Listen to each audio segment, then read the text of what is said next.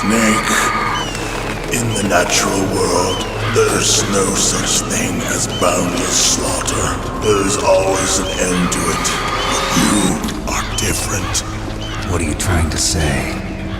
The path you walk on has no end.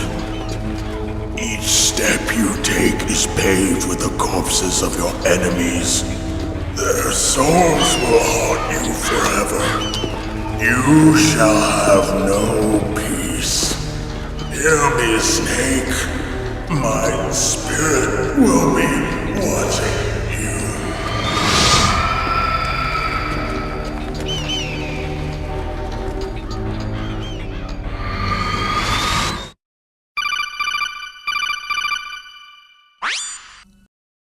Part 2 of the original Metal Gear Solid 1998 Appreciation Podcast. I am once again joined by my buddy Ben. Hello everybody, good to be back. We're going to go over all the things that we didn't quite get into the last one, because the last one was kind of done off the cuff. This time there's been some semblance of notes taken, so there might be some bit of structure to this one, but we're going to go over a few bits and bobs that were left out of the first part of it anyway, with regards to the talent behind the game. First and foremost, I think we alluded to it the last time, but the name that is kind of synonymous with the Metal Gear franchise, because he plasters it all over the bloody place, is Hideo Kojima, who, in my humble opinion, as a long-time fan of the franchise, is a megalomaniacal arsehole.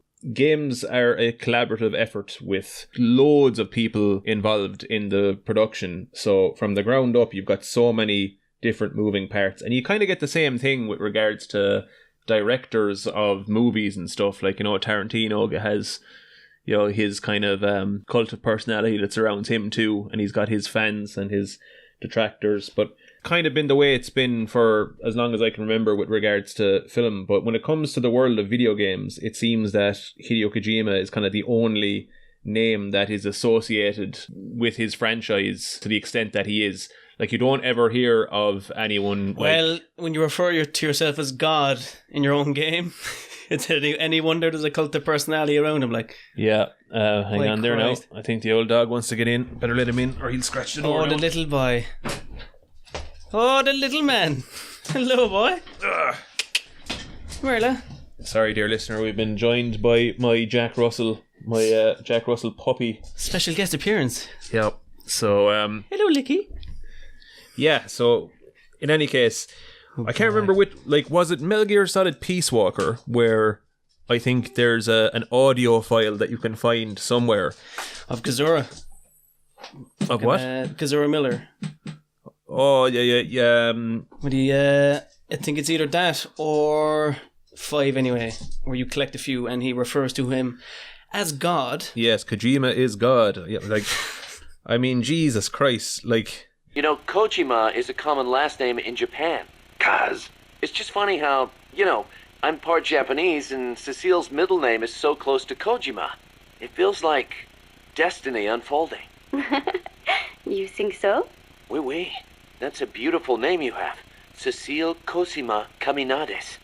Wait a second. Cecile Cosima Caminades. Cosima Caminades. Hey, that's close to... Close to what? your name. It sounds almost like the sentence, Kojima Caminades, in Japanese. And what does it mean, s'il vous plaît? Well, kami is the word for God in Japanese. Nandesu. Well, it's hard to explain, but placed after God, it would turn the sentence into, is God. Okay, so? Kojima is God. Cecile's name is a message. I don't believe it. Kojima is God. Kojima is God. Kaz. Could you toot your horn a little bit more? Yeah. But look, that's all Metal Gear Solid 5 territory. For sake of today, again, like this is part 2 of Metal Gear Solid 1998, the original. This is we're still on that wagon. But we're also going to make reference to, say, the remake, because screw doing a podcast solely about Metal Gear the Twin Snakes, because it's not worth its own video, because in my opinion it's a load of shite. I didn't play it, so I don't know. I've seen a couple of clips and it looks... So some of the things that I wanted to go over in this one, we kind of glazed over in the last one. Stuff like, say, the talent behind this one, like, say, for instance, the soundtrack, characters, the cast of actors that they got, all that kind of thing. Those were things that were altered for the remake.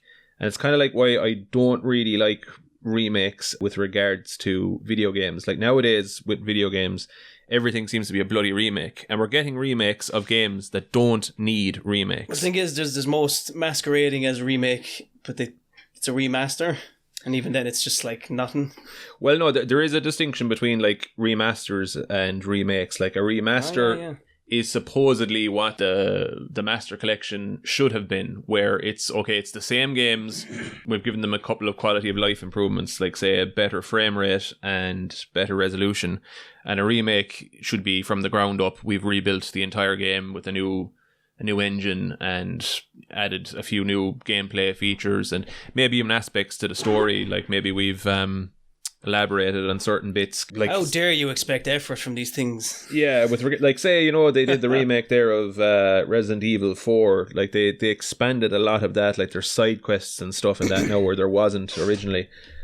But this whole kind of thing that seems to have taken over the gaming landscape now, where with we're just doing remakes as opposed to making new games. For instance, like they recently enough, maybe 12 months ago, I'm not sure, not even I don't think, but they released a remake for the original Dead Space, a game that did not warrant a fucking remake at all.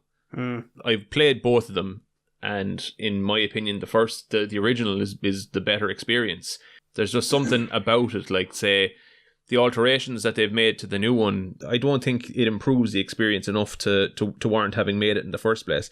But the first one was kind of the one that was nearest and dearest to everyone's heart, so they were kind of sure that it would sell.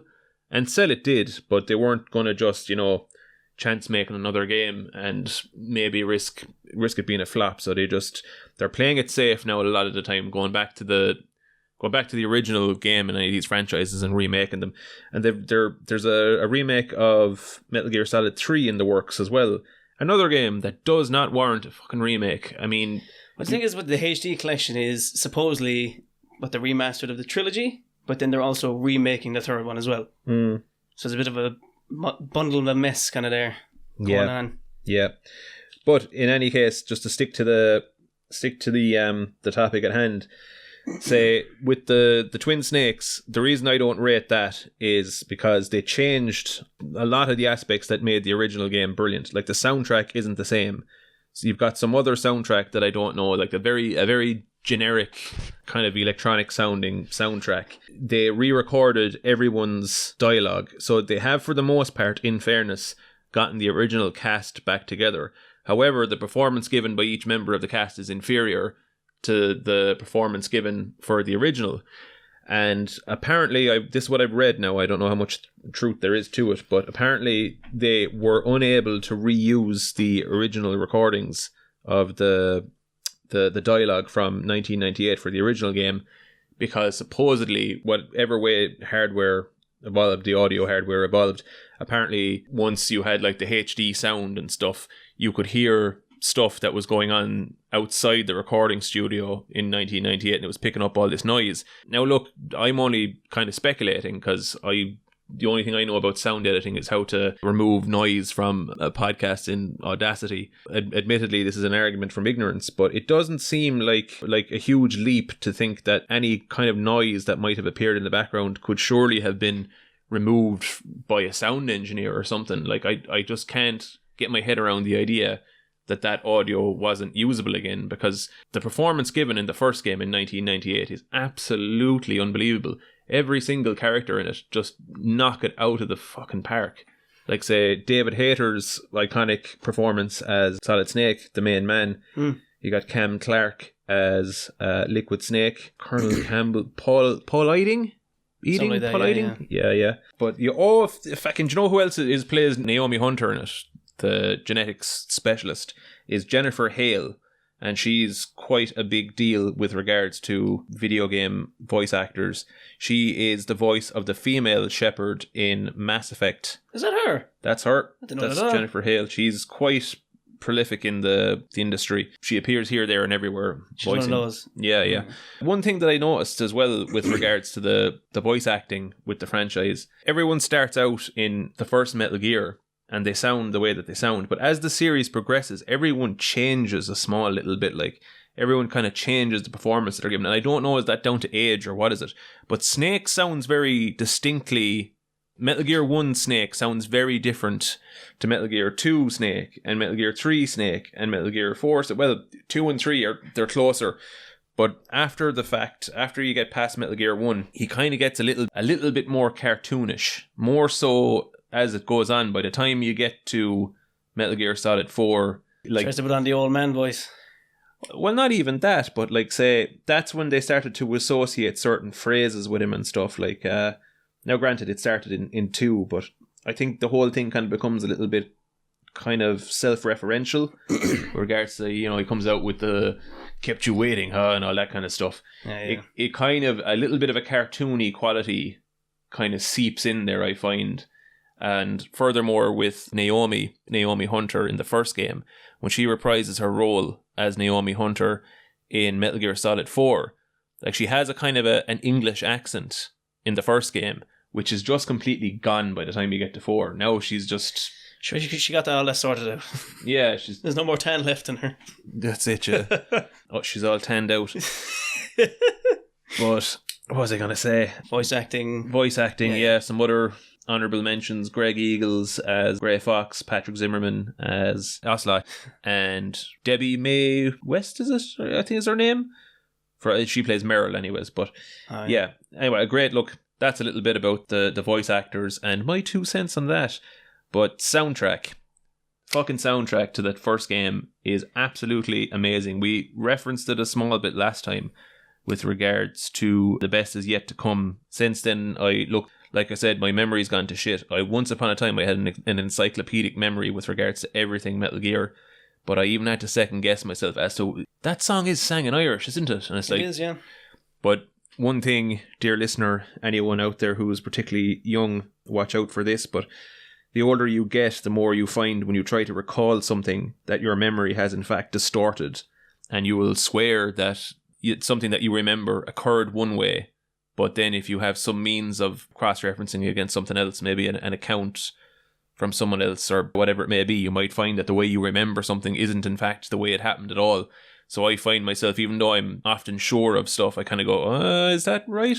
The Best Is Yet to Come. That song is sang in Irish. The vocals are in the Irish language. The composer is a Japanese woman, Rita Murakana.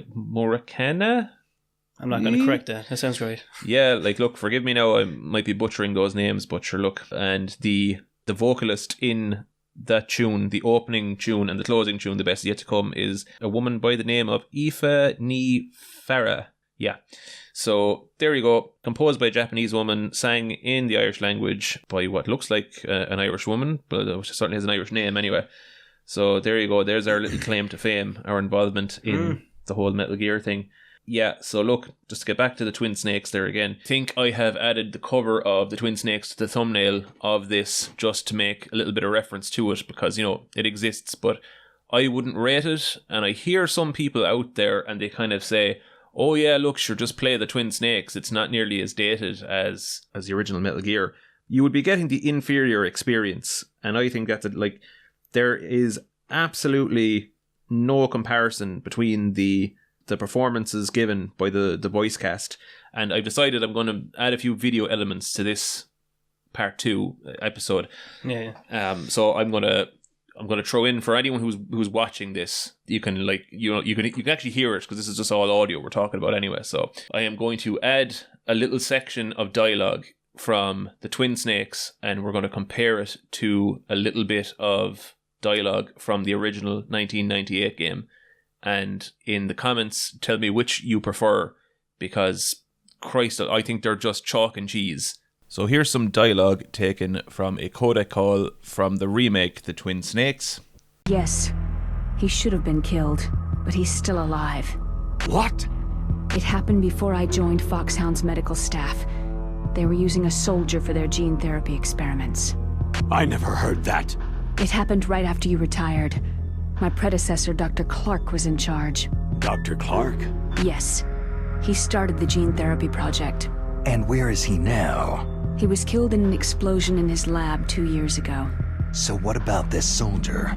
Apparently, for their test subject, they decided to use the body of a soldier who was recovered after the fall of Zanzibar land. And that was Gray Fox? But he was already dead. Yes. But they revived him.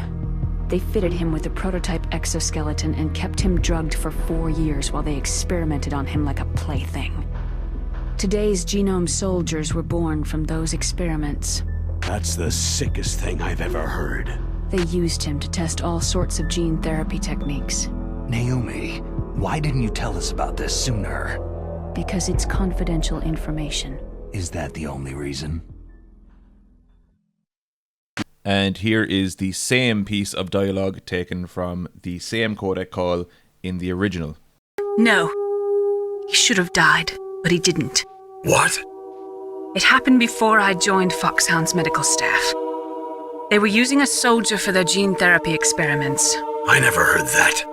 It happened right after you retired. My predecessor, Dr. Clark, was in charge. Dr. Clark? Yes. He started the gene therapy project. And where is he now? He was killed in an explosion in his lab 2 years ago. So what about this soldier? Apparently, for their test subject, they decided to use the body of a soldier who was recovered after the fall of Zanzibar. And that was Gray Fox. But he was already dead. Yes. But they revived him. They fitted him with a prototype exoskeleton and kept him drugged for 4 years while they experimented on him like a plaything. Today's genome soldiers were born from those experiments. That's the sickest thing I ever heard. They used him to test all sorts of gene therapy techniques. Naomi, why didn't you tell us about this sooner? Because it's confidential information. Is that the only reason? Is just a moon mile superior to fucking... Because I have no comparison, because I've never played the Twin Snakes. I'm sure I showed you some of the cutscenes. And I've seen some clips, like one was the when Sniper Wolf has you and she scratches your face. But like how it looks, even alone how it looks, just doesn't look very appealing. Oh, that's such a small, that's a tiny thing. And there's another, like, I think maybe, like I referenced it last time in the last podcast, like where I said that it irks me when people refer to Metal Gear, the franchise, as being zany and stupid. But I think the Twin Snakes has a lot to answer for in that regard, because the Twin Snakes is fucking, like, all of the cutscenes, it was a very grounded kind of, granted you have your supernatural elements, but it has, like I don't know if zany is the right word, but like, I can suspend my disbelief. I'm like, I can believe this is here. Totally, like say, in any fantastical universe, be it Harry Potter, be it Marvel, be it Star Wars, there are certain kind of things that you have to accept. Some certain kind of things that you have to kind of go like, okay, look, if I'm going to buy into this story, I have to accept that certain elements exist, certain fantastical elements exist, and I just have to not question it, and as you said, suspend disbelief. I suppose down to personal preference, I suppose, yeah. Like one of the great things that, for Christ's sake. That sausage of a dog. Sorry, the dog can't decide whether he wants to... Oh, no, I'll get you low. I'll let her in. You let her in as well? Yeah. Polly. So, there's dogs everywhere. We've 2 dogs in the room now, so if there's a little bit of tippy tapping going on. Enzo and Polly. Along came Polly. Along came Polly. Licky at my ear. Hello. Yeah. Hello, boy. But in any case, what was I on about? Yeah, so look, you have to suspend disbelief to buy into any kind of a fictional, fantastical, science fiction. Where you kind of draw the line is really relative. Yeah, that's it. It's all a case of where you draw the line in the sand.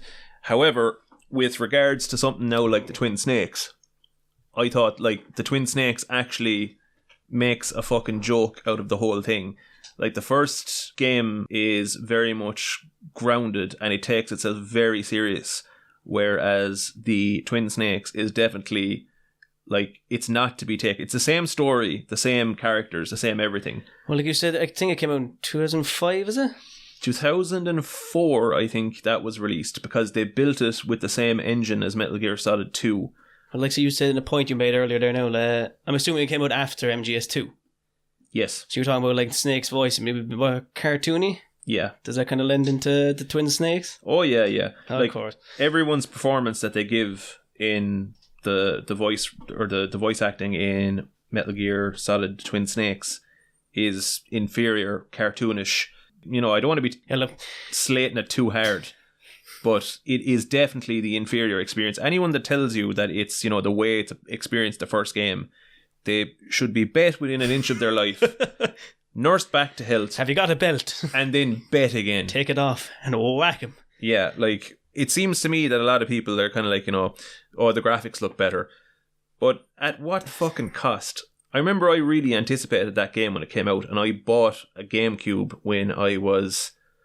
I think like I didn't get it now when it came out because I couldn't afford to be buying a console because I was still in school.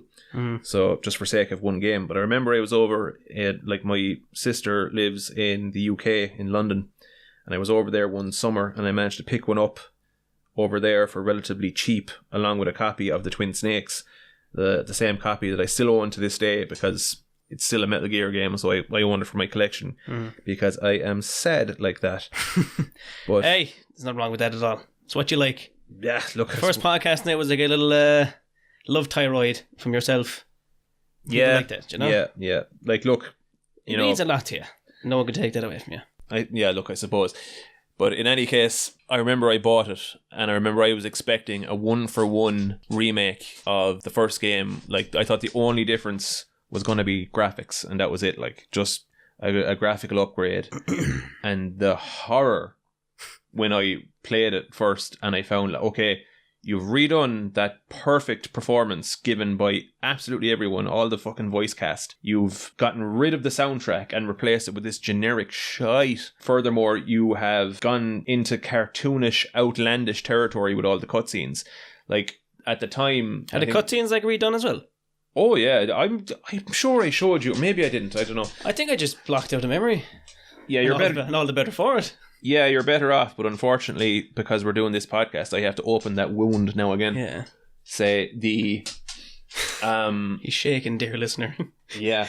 He's got his therapy dog now at his lap, giving it a rub to get him through this hard time. Yeah, absolutely. The Twin Snakes, the cutscenes in it, they just go into cartoonish, ridiculous, stupid territory where, say, there is the sequence, for anyone familiar with the games, you'll remember the helicopter, the boss battle with the helicopter, Liquid Snake flying the Hindy helicopter. And at the end of it, you obviously defeat him.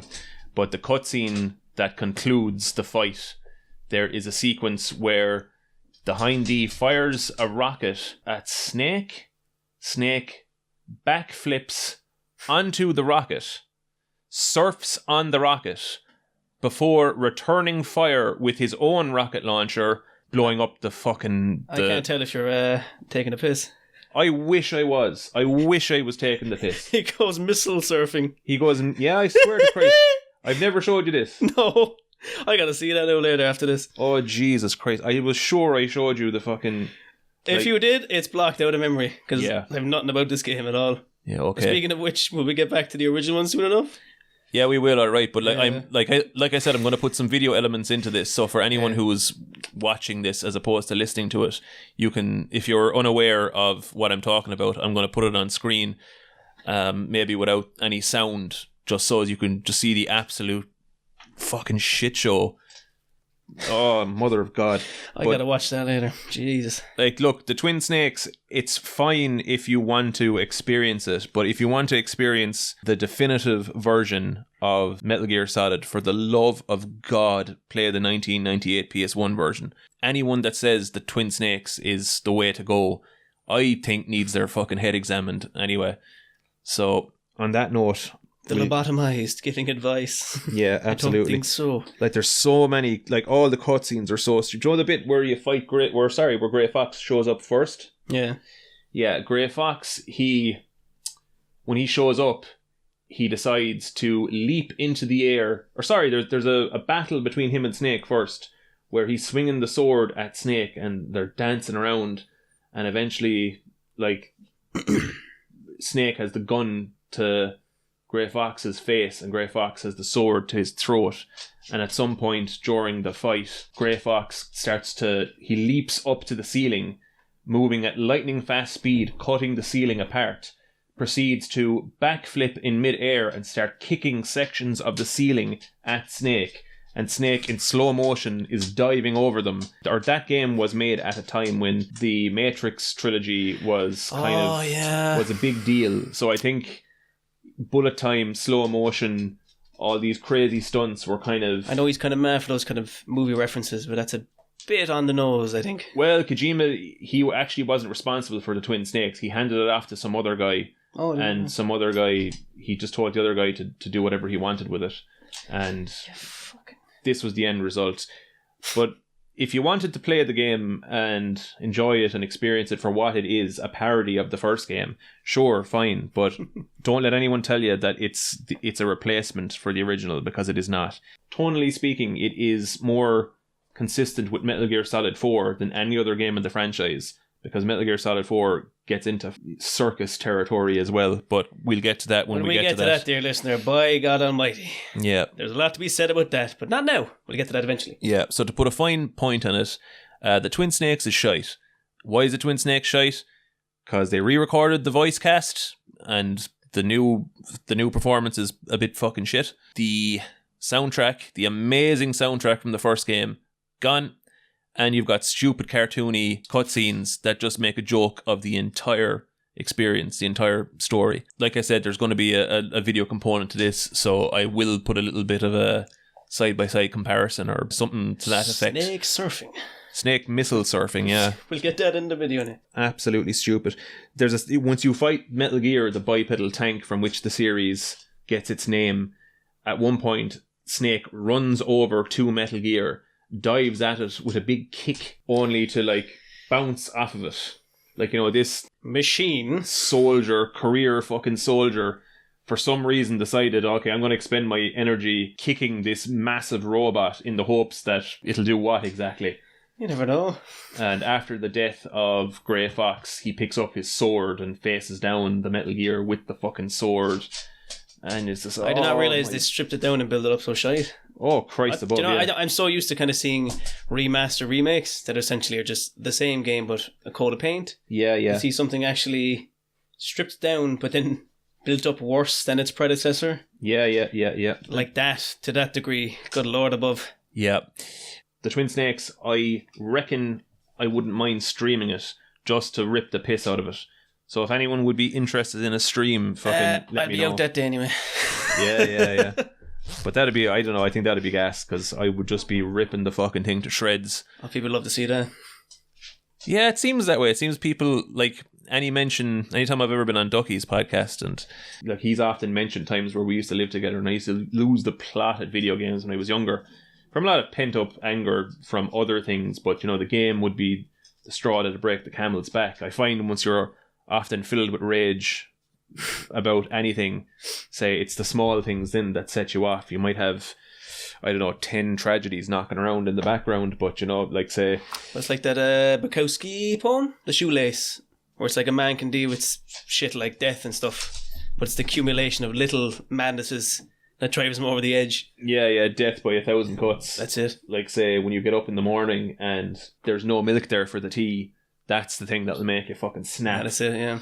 So yeah, Ducky used to often reference, once we used to live together, me losing the rag with games, and it seems that there was a great deal of interest in people wanting to see some of that, but geez, I don't want to go back there. I want to see you at your worst. Well, I'm gone too old to be that mad about anything now. I'm just to quote the Pink Floyd tune, I have become comfortably numb. So I don't know would I ever be able to get back to that, but I will, if anyone wants to see me just fucking heavily criticize a game, just rip it to fucking shreds for being a piece of shit, I could do that. But they've also taken some of the gameplay mechanics from Metal Gear Solid 2 and planted them into the first Metal Gear, the first person view and all that stuff, being able to shoot from first person, and it completely trivializes the gameplay of... Sorry, the dogs are just making fucking racket. I don't know, can you hear that? Go on. Yeah, in any case, a lot of the new gameplay elements that they brought into it for Metal Gear Solid 2. Metal Gear Solid 2 was designed with those extra gameplay functions in mind, whereas the first game, you know, the maps and the scenarios, they weren't. They were designed with whatever you had available to you in the first game.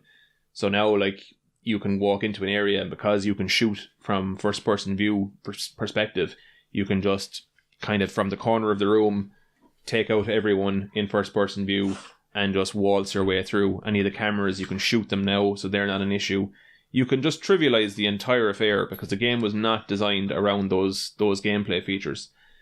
So yeah, look, there is no angle that you can come at in comparing the original game from 1998 and the Twin Snakes and come out saying that the Twin Snakes is in any way an even serviceable experience when compared to the original game. If for some reason all you had available to you was the Twin Snakes, even then, nah. So look, moving on. Twin Snakes is shite. We'll put a fine point in that and move on. So, that's the point we were trying to get across anyway. Hope you get with that. So don't bother with that. Play the first game. And don't be whinging about graphics. Get over it. It's of its time. It's class. It's never bothered me anyway. No. Work away. Fucking dogs. Will I kick them out? Nah, leave them. That'd be grand. They're grand. So, okay, to get back to the first game. Oh yeah, I've been playing the original game again because I downloaded the DuckStation emulator because, as we know, the Master Collection has just been released and by all accounts it's meant to be shite. I haven't played it myself because, you know, the reviews can't be wrong with regards to stuff like this, and a lot of reviews that I watch, such as, you know, your man, is it Young Yeah? You know that guy? Yeah. Well, he's a big... I mean, you've never drank a glass of piss, but I'd imagine it wouldn't taste very good, like, you know?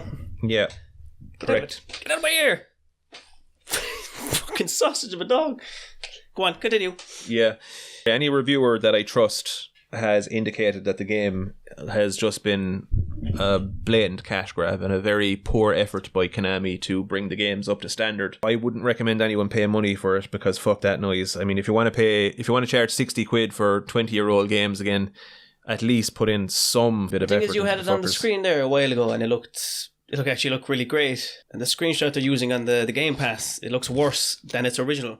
Yeah, it's like the resolution that the game displays on modern consoles. I don't know what it is offhand, but it's terrible. Like, I don't know, is it even 720p? I don't think it is, but I can run it on DuckStation on the PC here at 1440p with fucking no effort whatsoever, and it looks class. Now, you can't do anything about the frame rate, I believe, because whatever way the game is coded, I think if you increase the frame rate, it actually speeds the entire, you know, it speeds up the dialogue and everything. You know, that just screws it. But I don't mind, like, for that game, 30 frames is fine. But by all accounts, I don't even think it hits 30 frames on the Master Collection. I heard 25, or maybe that's the Switch version, I'm not sure. But in any case, because the Master Collection came out, I wanted to replay the first game. So I said, fuck it, I'd download the emulator, I'd download the ROM, and I would play it away. But yeah, just refreshing my memory on the whole thing. One thing, I think I vaguely touched off it in the last one, but one thing that I really adore about it, having played it again, is the horror elements in it. And this is another thing that's completely lost in the... Hey! Ollie! Yes, talking to you big fat old bitch. Christ almighty, the racket that they're making. But yeah, another thing that's totally lost in the remake, The Twin Snakes, is that sense of kind of horror that's going on. Say, one sequence that frightened the life out of me, and anyone who's played the game will know what I'm talking about, but there's a sequence in the game whereby you are trying to use this elevator, and for whatever reason you can't use the elevator, and the support character of Hal Emmerich, voiced by Christopher Randolph, I should have mentioned him in our little voice actors section, another prominent character who becomes very prominent as the series goes on, is like Snake's best buddy. He's a kind of a tech whiz, if you will, a hacker and so on and so forth. And he's actually the guy who designed the original Metal Gear, albeit he wasn't aware he was designing a nuclear-equipped battle tank type job. I think he was... Oppenheimer situation. Yeah, something like that. He was kind of like, you know, I thought I was, you know, just making robots, because that's, you know, his whole thing is, you know, I'm a fan of anime, and I think Otacon. His nickname Otacon stands for Otaku Convention, which is supposedly something got to do with anime. I don't know, to be quite honest. I'm only regurgitating what's said in the cutscenes, as I only was just playing them last night. But in any case, there is a section of the game where after the fight with the helicopter, you're trying to use this elevator and you can't use it for some reason. And Snake asks Otacon to investigate what's up with the elevator. And he's like, yeah, okay, no bother. I'll check that out for you. Like, say, yeah, by the time you defeat the helicopter, he comes back to you and he says, yeah, the elevator just started working. I don't know what was wrong with it. It wasn't working and it was working. I didn't necessarily do anything to it. So he's like, oh yeah, grand. So Snake goes down to use the elevator. And there is a thing that the character of Otacon has, and it's another kind of a fictitious piece of technology that exists in the Metal Gear universe. It's used by characters like Grey Fox, the cyborg ninja, who shows up. It's called stealth camouflage. It essentially makes you invisible. The logic in it is that it bends light around you in such a way that it makes you invisible, or at least fairly invisible. You can still kind of see the distortion of, say, if you're moving, you can kind of see... Kind of Predator-esque kind of thing. Yeah, like Predator, if you will. Yeah. So Otacon has one of those stealth camouflage devices, as does the cyborg ninja. So he goes away, and that's all grand, and you get into the elevator, and when you get into the elevator makes a buzzing noise as if to indicate that you're over the weight limit. I think there's a discussion about that. And the elevator starts to go down, and then you receive a call on the Kodak, the in-game phone, that also has the little visual kind of thing. It's the same visual thing that I use for all my podcasts, where, you know, it's just like... The two boxes. Yeah, the two boxes with the images of each character talking. And up until that point, those images were, for the most part, static, apart from a moving mouth or, you know, a slight change in facial expression. But for the most part, they were static images. They didn't move. The music in that section is this kind of a droning, kind of an ambient... Christ almighty, dogs are getting on my nerves now. They are at my heel anyway, so I'm keeping them occupied. Work away.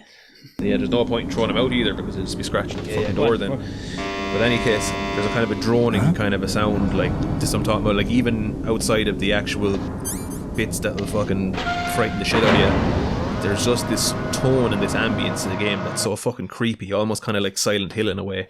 Well, that's to me what kind of lends the horror style is. It's very reminiscent of Resident Evil and Silent Hill. Yeah, and Silent Hill they're also developed by Konami, so you know there's probably a bit of crossover there. I don't know, was there? Yeah. I don't know, was any of the development team, did they work on Silent Hill? I'm not sure. So here you are in this dark, dingy tower on this nuclear warhead disposal facility on Shadow Moses Island in the Fox Archipelago, going down this elevator, and your comrade, your buddy Otacon, calls you. And you're just like, oh yeah, look, the elevator's working, but you know, the weight limit thing was going off. And he's like, what's that about? Like, what's the story with the weight limit thing? And they're like, and the discussion goes in such a way where Otacon says, oh, I went back to my lab where I knew there was 5 other stealth camouflage devices. I was going to get one for you so you could use it. And, you know, that way you'd be invisible to the enemy. But when I got there, they were all gone. And next he's like, all right, yeah. And next thing, then the penny drops with Otacon that the reason that the weight limit buzzer has been going off and why the lift wouldn't work before is that a bunch of enemy soldiers have all taken a fucking a stealth camouflage device and are using it, and they're inside the bloody elevator with you, and now Otacon is just dropping this bombshell now, and the image that was once static, like Otacon's face jumps, like the perspective of his face just goes big all of a sudden, and his face changes from just, you know, resting face to just panic, and he's just like, watch out, Snake, the guys that took my stealth camo things are in there with you.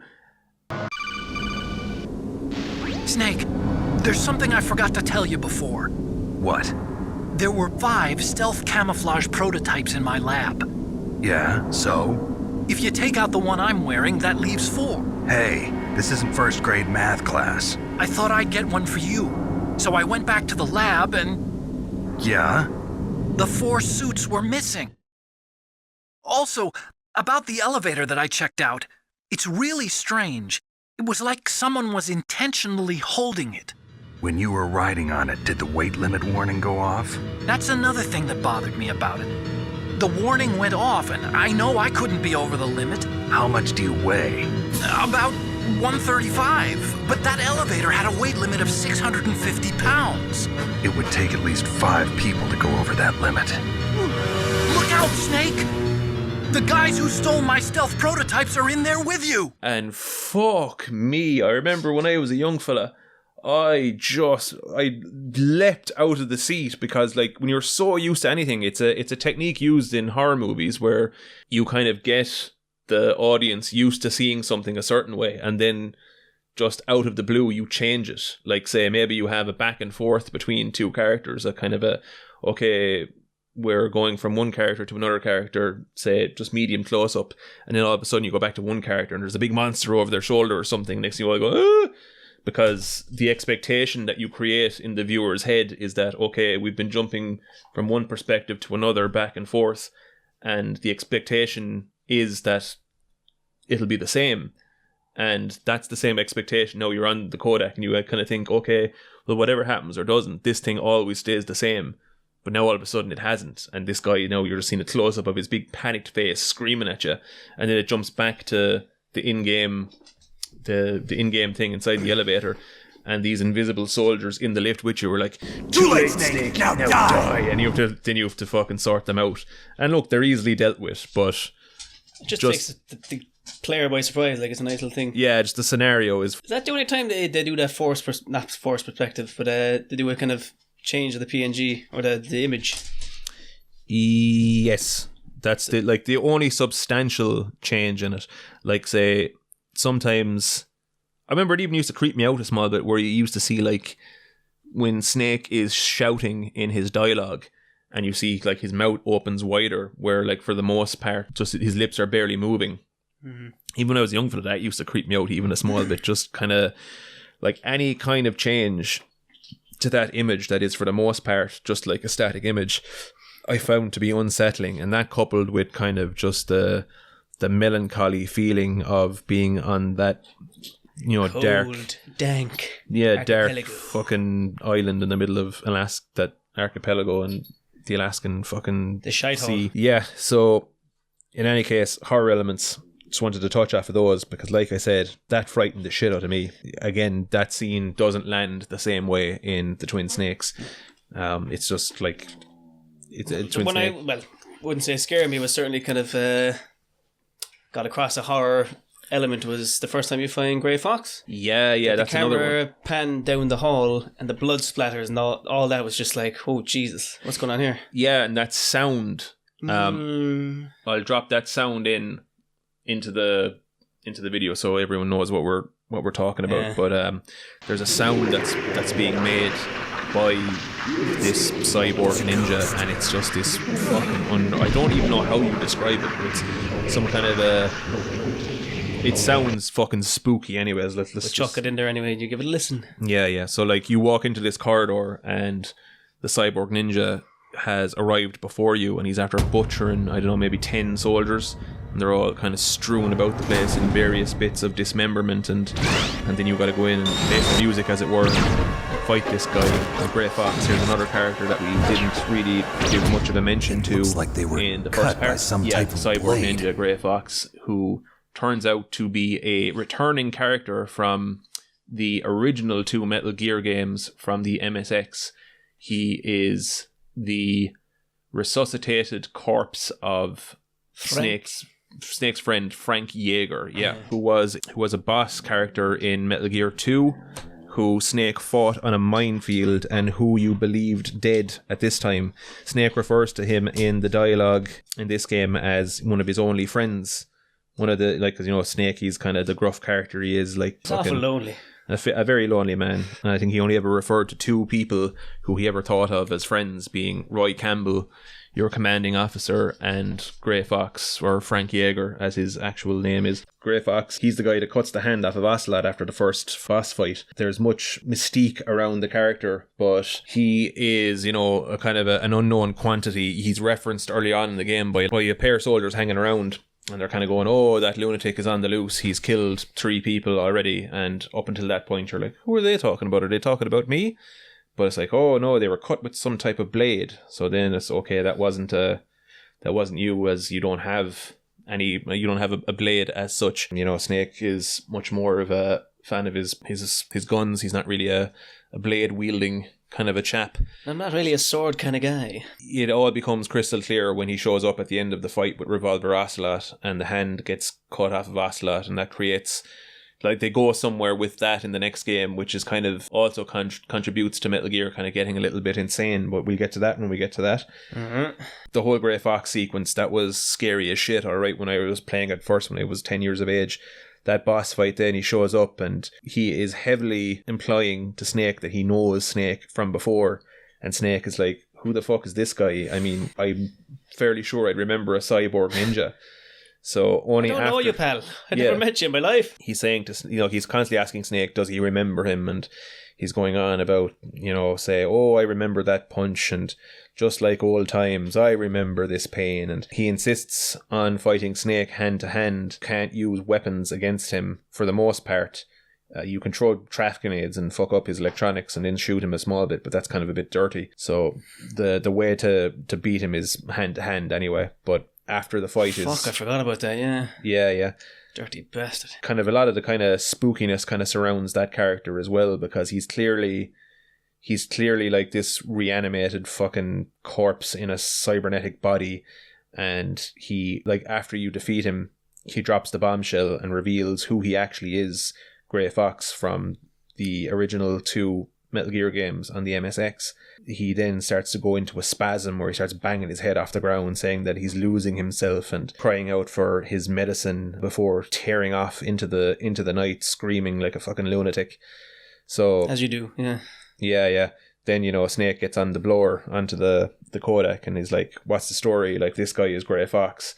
And Roy Campbell, who was also your commanding officer in Metal Gear 2 on the MSX, so he should also be familiar with who Grey Fox is, what happened to Grey Fox. And then Dr. Naomi Hunter, who is, the gene specialist, it's kind of implied that she knows more about this character than she's letting on. And sure enough, as the game transpires, it turns out that she is the adopted sister of Grey Fox. And there's a lot of kind of dramatic stuff surrounding them where, she believes that the character of Grey Fox took her in as a child because she was found in a war zone. Her parents were gone, and out of the goodness of his heart that he took her in. But what she doesn't know is Grey Fox actually killed her parents. It wasn't out of the goodness of his heart that he took her in.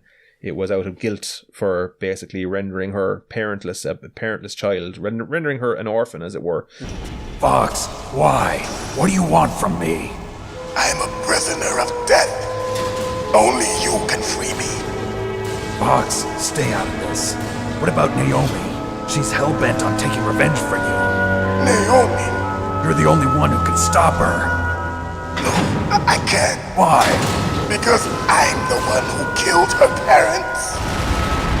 I was young then, and couldn't bring myself to kill her too. I felt so bad that I decided to take her with me. I raised her like she was my own blood to soothe my guilty conscience. Even now she thinks of me as her brother. Fox. From the outside, we might have seemed like a happy brother and sister, but every time I looked at her, I saw her parents' eyes staring back at me. Tell her for me. Tell her that I was the one who did it. So, that's a whole dramatic twist. Once you meet Grey Fox again, he's actually assisting you in the fight against Metal Gear, the big fucking nuclear tank being piloted by Liquid Snake towards the end of the game. And he meets his demise in that fight. He wounds the enemy enough, you can take it on to the point that you can come out on top, but he dies in the process. Before doing so, he reveals the truth to Snake that, I was the one that killed Naomi's parents, and I took her in out of guilt. Naomi's whole stake in this mission was she wanted revenge on Snake, because obviously Snake was the one that was responsible for the death of not only Grey Fox when he fought him in Zanzibar land in Metal Gear 2, but he also done away with her benefactor being Big Boss. So he killed the two men that were basically responsible for looking after her as a child, and she wanted revenge. And that's when stuff, I think again we mentioned this in the first part, but there's a whole there's a whole thing in this game, because remember, like, the theme of this game was genes. So the first game is gene, second game is meme, the third game is scene. In line with the whole theme of this game, there is a virus that is designed to target people with a certain genetic structure, and it will only attack those people. So the whole the virus is called FoxDie. So basically that's another thing that is a big twist in the game. Like, the two hostages that you were sent in to save, the DARPA chief Donald Anderson and the Arms Tech president Kenneth Baker, pair of them, they die from what seems like heart attacks. But it turns out that it was in fact the FoxDie virus. Snake has been lied to from the very start, and he was sent in after being injected with this fucking virus. This means what you call them, the pre-log videos? Yeah, you see Snake getting that injection. You mentioned that in the first part. I remember. Naomi's like, here, look, this'll sort you out. Yeah, I'll give you a jab of a few fucking... What's that? Don't worry about it. Just take it and be happy about it. Yeah. Oh, don't worry about this jab. And fucking Snake, I'll fucking jab you. You fucking jab you. But yeah, so the whole FoxDie virus, that is another cool twist in the game. It kind of feeds into that spooky kind of a horror element, because you don't know who to trust anymore. You've got this somber, lonely tone to this first game, where everyone is a bit of a tragic character. Everyone has a tragic fucking backstory. All the bosses have a tragic backstory for the most part. I love the Metal Gear 1 bosses so much. Yeah, the bosses, like, they're worth talking about now. Yeah. But just to put a fine point on the whole FoxDie thing, the FoxDie was injected into Snake as part of the operation.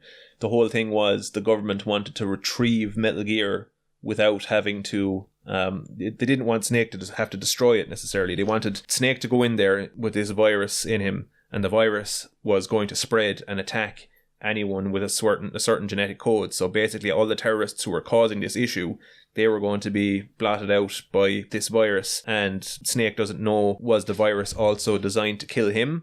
But he knows it was probably designed to kill Liquid Snake, and Liquid Snake is his clone. Let's not forget. That heavily implies that Snake himself is going to die as a result of this virus. Well, he's a clone from Big Boss, both. Yeah, they're both clones of Big Boss. They're both cloned from the same man. So it is a reasonable assumption to say that if this virus was designed to kill Liquid, it's also designed to kill him.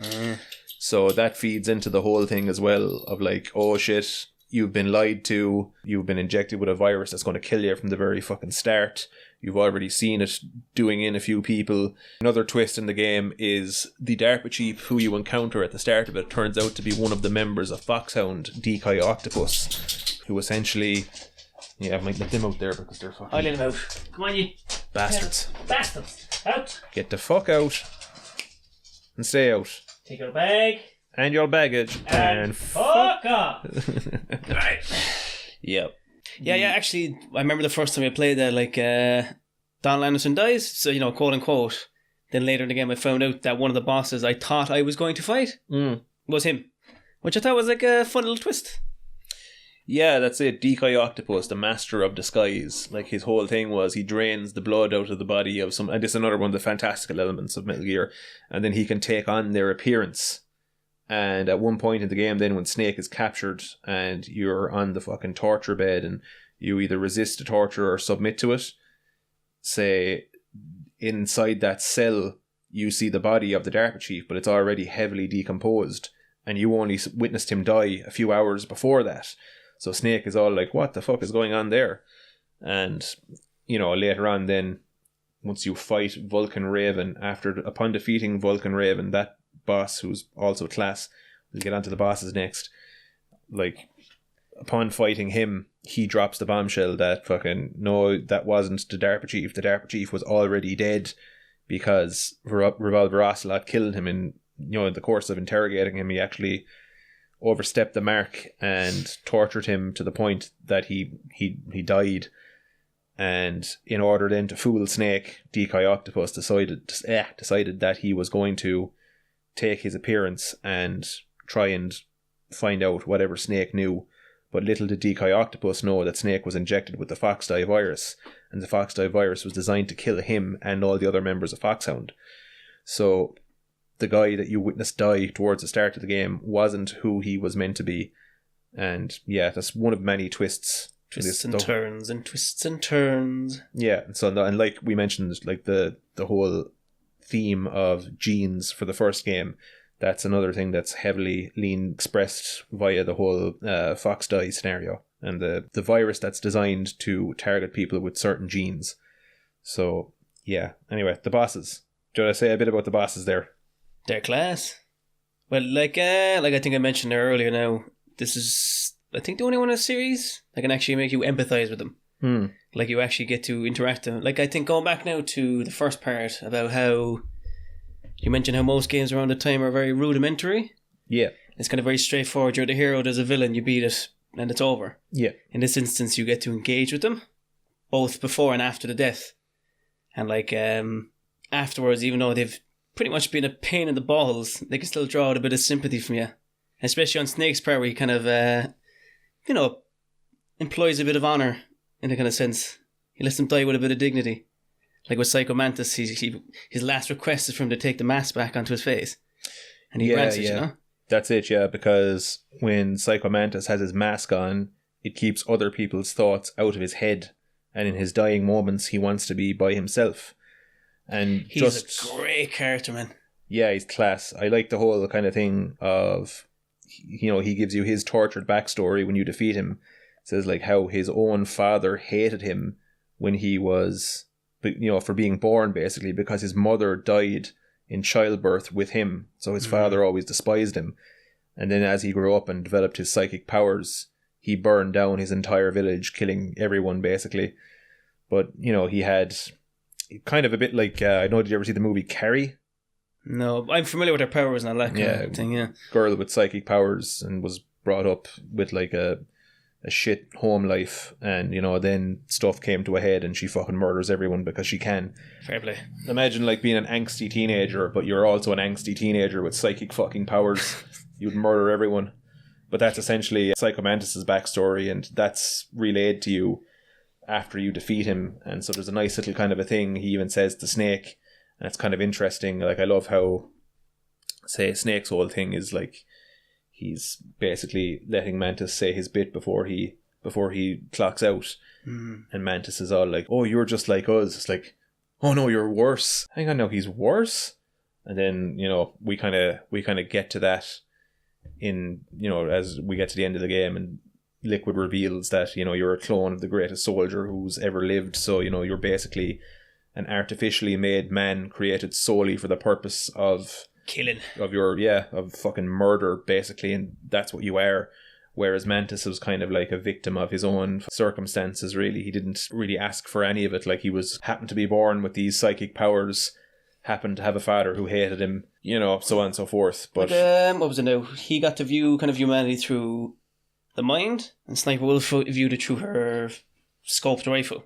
Sniper Wolf, yeah, there's another cool character. One of the few female characters in the first game. I think, it's just... Or sorry, no, there's most of your support team are in fact females. You've got Nastasha Romanenko. She's one of your support characters. She kind of... Oh, God, I forgot about her, yeah. Yeah. You can actually go through the entire game and never contact her. It's kind of... She's optional, but she's there.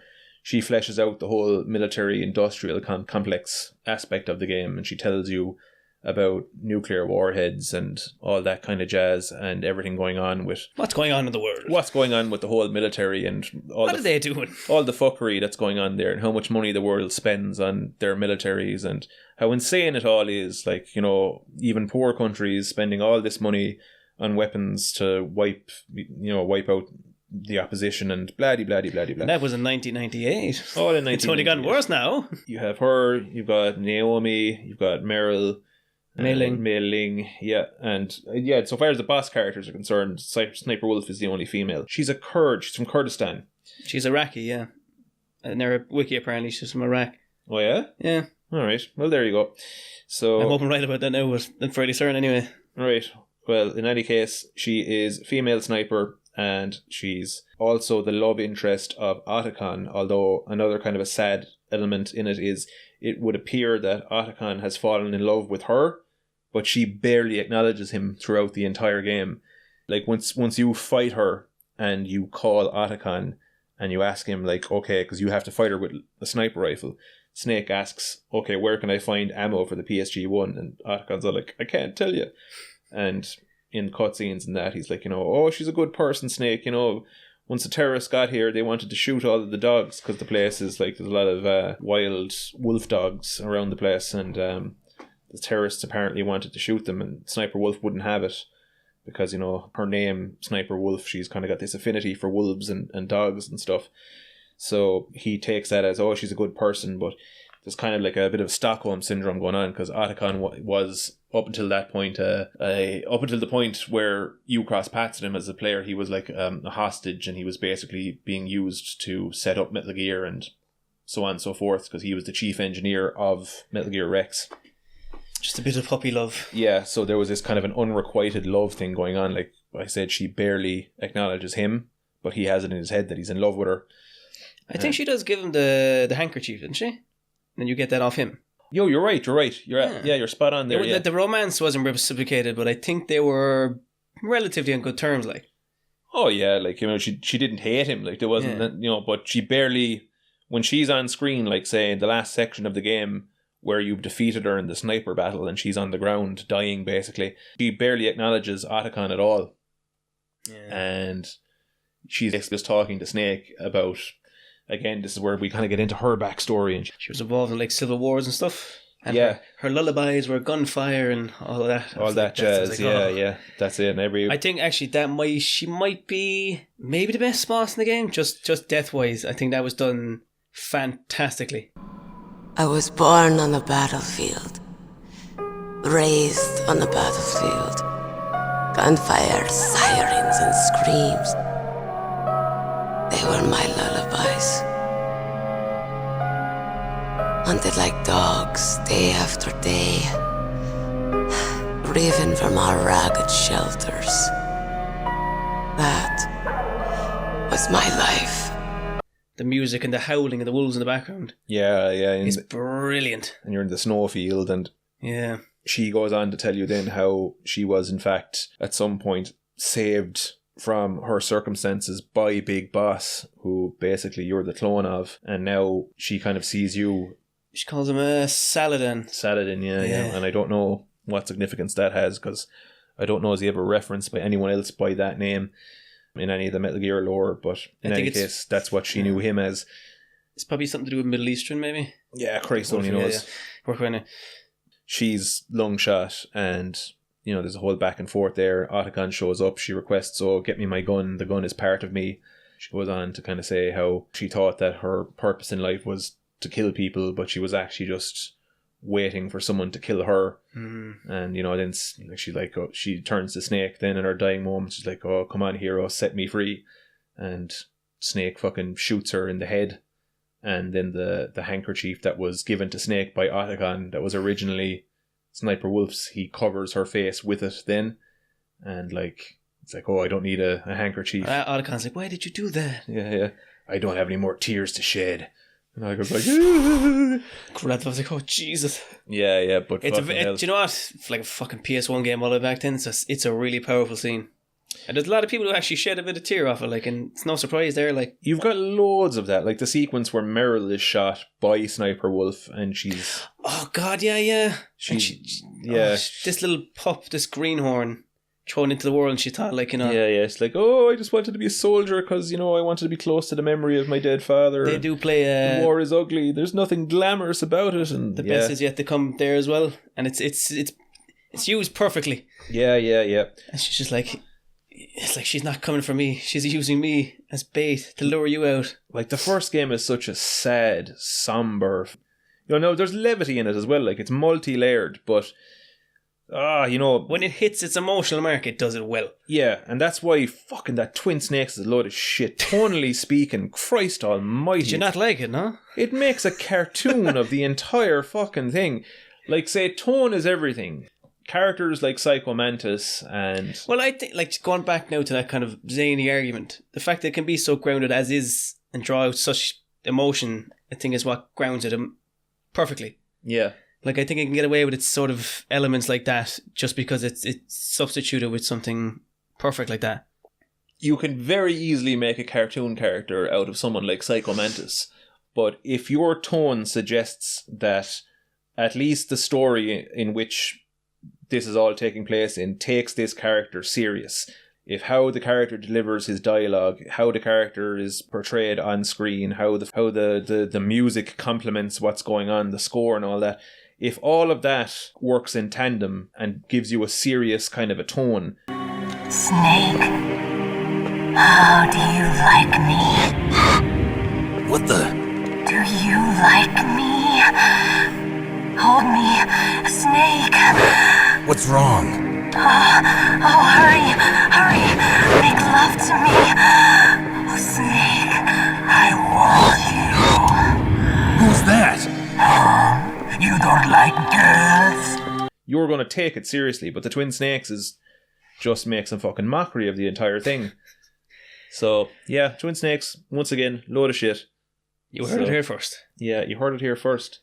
Fucking don't believe the hype. It's shite. Yeah. Don't go near it. Yeah, but like I said now, his powers and all that could have easily been like set up to be a cartoon villain. Yeah, but then yeah. he reveals like, no, you don't seem to understand. I've seen the worst of humanity because I can read into their mind. Yeah, human beings don't deserve happiness, or they're not there to make them. Oh, happy. Human beings. Yeah, we're not made to make. Yeah, we're not supposed to. We're not meant to make each other happy. We're fated. As soon as we're thrown into this world, we're fated to bring each other nothing but pain and misery. Yeah. And like, I love what he says with regards to, once I looked into the minds of people, he goes on to say, like, I saw the same atavistic desire to mindlessly pass on our genes. And each mind that I peered into was stuffed with the same single object of obsession. That selfish and atavistic desire to pass on one's seed. It was enough to make me sick. Every living thing on this planet exists to mindlessly pass on their DNA. We're designed that way. And, this again ties back into the theme of the whole thing with the genes and that. All anyone wants to do is get the right, pass on their genes, and we're just stupid animals like that, and that's basically our only fucking purpose. And it's a bit sickening then once you see how much that single-minded goal dominates the mind of absolutely everyone.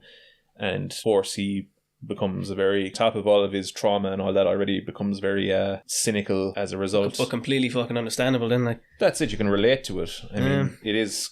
That's great about the fucking Metal Gear 1 bosses, like, this relatability. Now look, I'm not saying the later ones don't have relatability either.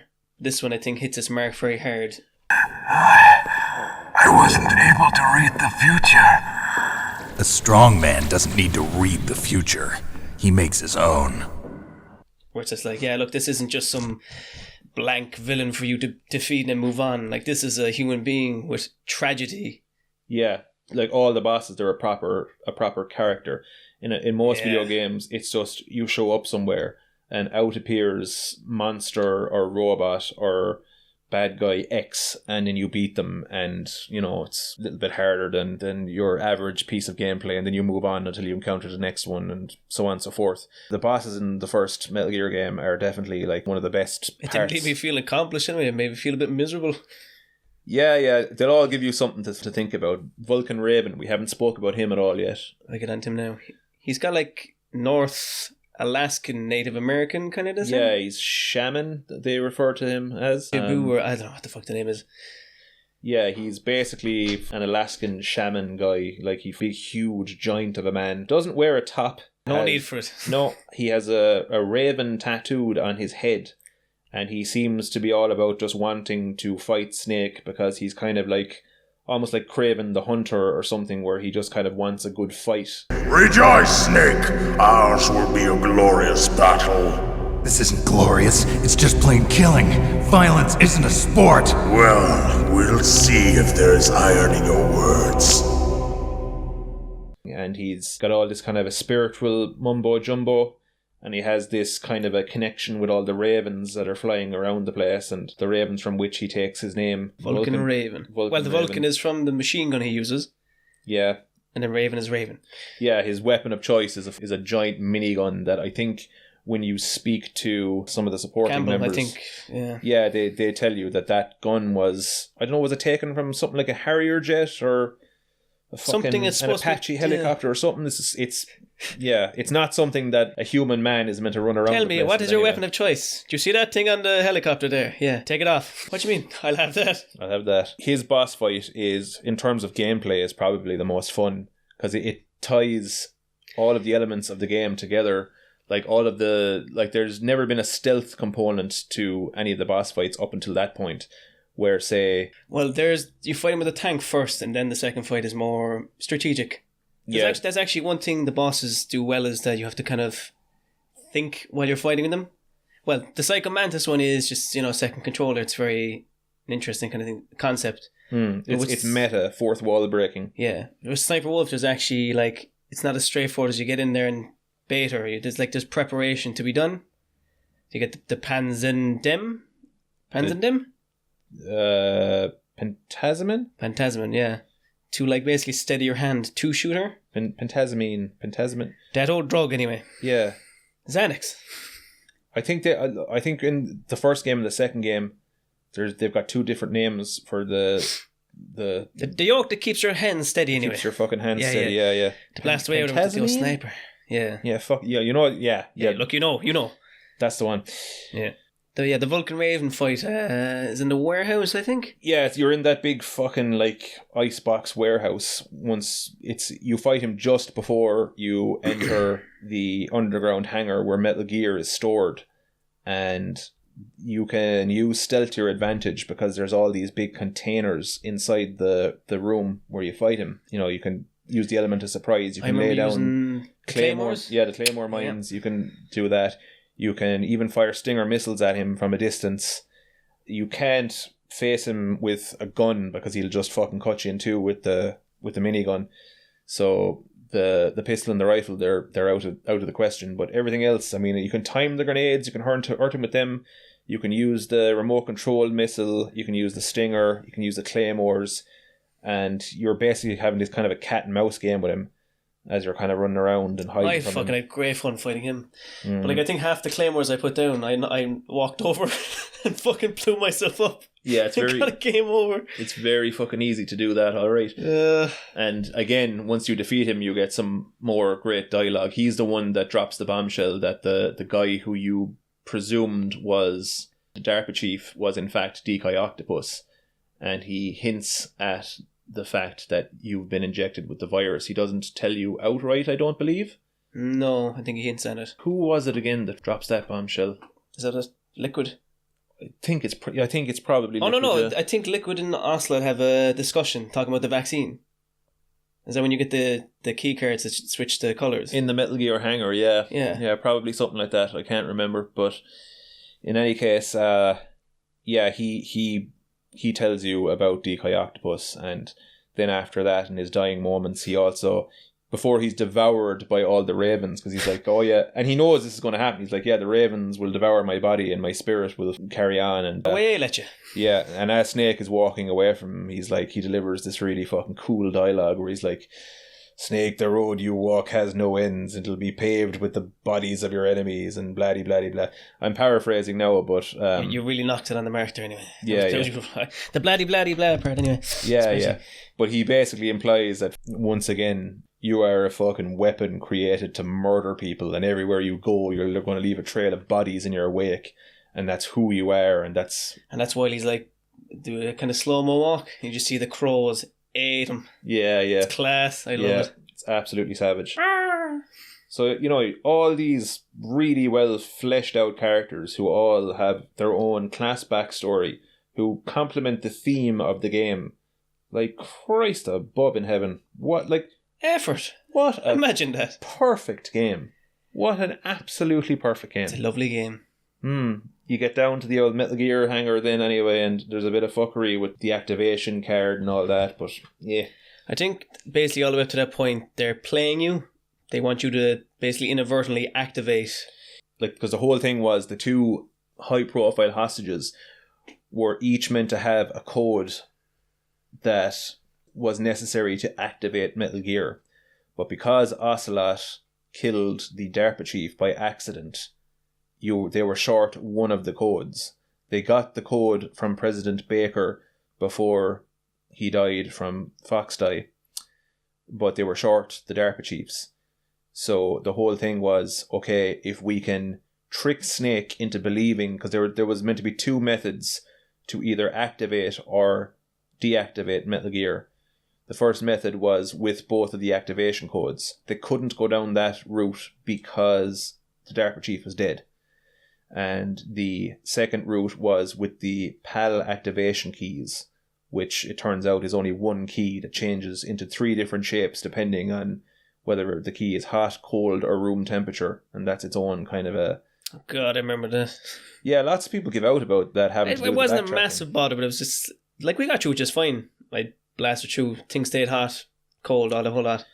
See, I didn't mind all of that kind of backtracking and stuff at all, because during that time is when Master Miller is calling you and he is throwing shade at Naomi Hunter, going, oh, I don't trust Naomi Hunter and I need to have this conversation in private with you, Snake. And he's throwing all this shade her direction, kind of going, oh, she's up to something. She knows more than she's letting on. And, you know, that ninja showing up.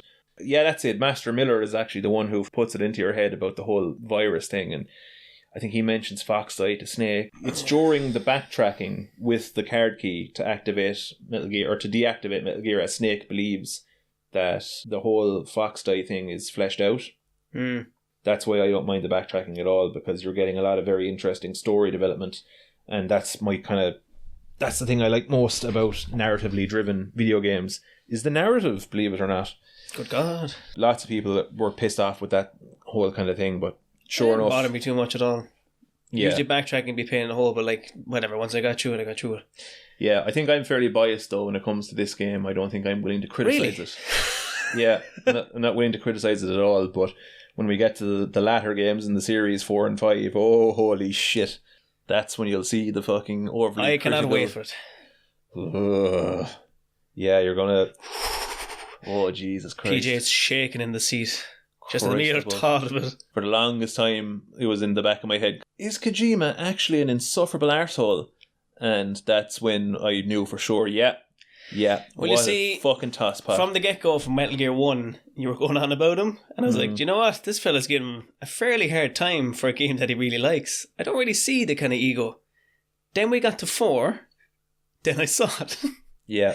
And I was like, okay, yeah, I see what he means now. And if you were left in any doubt by the time you get to 5, oh Christ. But again, look, we're getting cart before the horse. That's it, yeah.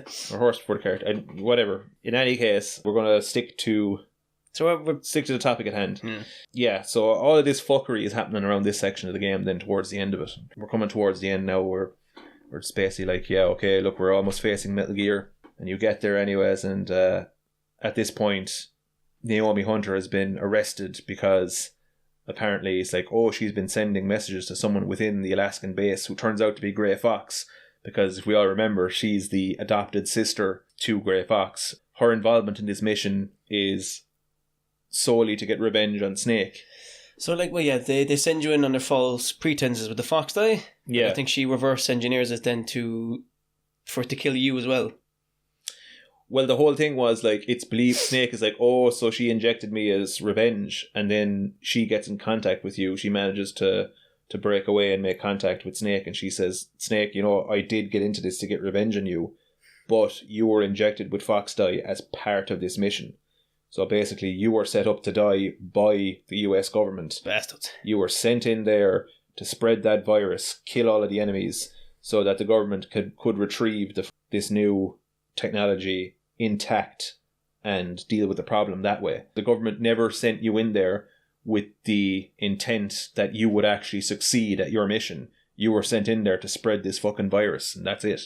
And like, my part in it was just, I wanted to be the one to do it because I wanted revenge on you. But now that I've gotten to know you and all that kind of stuff. You know, she actually doesn't want to take revenge on him anymore. Yeah, like all the way up to that point, she clearly has like an idea of what you are.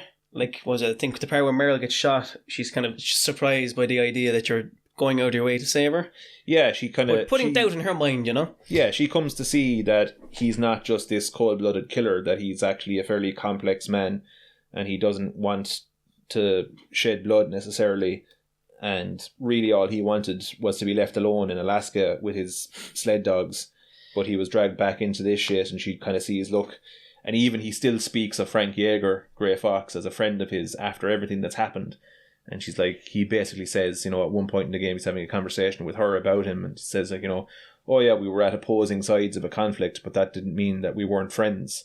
So up until their dying moment, they were still considered each other friends. And even the way that he speaks about Grey Fox when he encounters him, he's all like, oh, I think he wants to fight to the death and all that. And she's like, oh, what, will you kill him? He's like, oh, I'd rather not, but maybe that's what he wants. So everything basically that she experiences with Snake kind of contradicts what she thinks about him. She's thought of him as a cold-blooded killer who robbed her of, you know, the only family that she ever had.